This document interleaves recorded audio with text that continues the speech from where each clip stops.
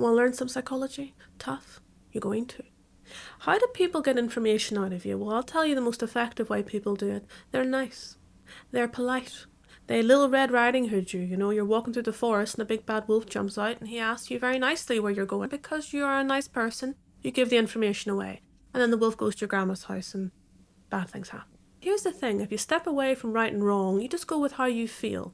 If someone you feel is stepping over boundaries, asking you questions, and you feel like you're a deer in headlights, what they can be doing, either on purpose or not, some people do it on purpose. They're trying to back you into a corner. Because if I back you into a corner, I'm going to start getting your stress responses going. And one of the best ways to get information out of people is to pull them into an appease response, where your brain goes, if I just hand over the information, they'll stop staring at me and this pressure will go away, so I'll just do it.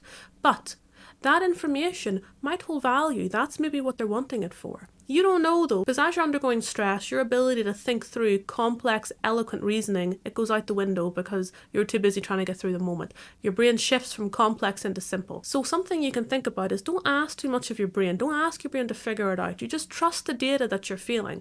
I feel like on the back foot. I feel like I'm backed into a corner. I feel like I want to give information away, but I don't know this person. All things being equal, is there really any urgency to hand this over? No. So why do I feel like there's urgency? Well, therein lies the problem. And because of that, even if I don't fully understand the reasoning, maybe I just ought to hedge my bets and, not hand the information over and just politely push it all back.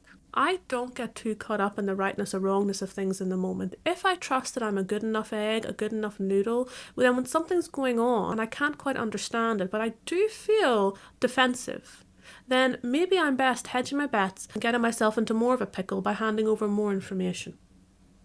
Just something to think about. Okay, bye.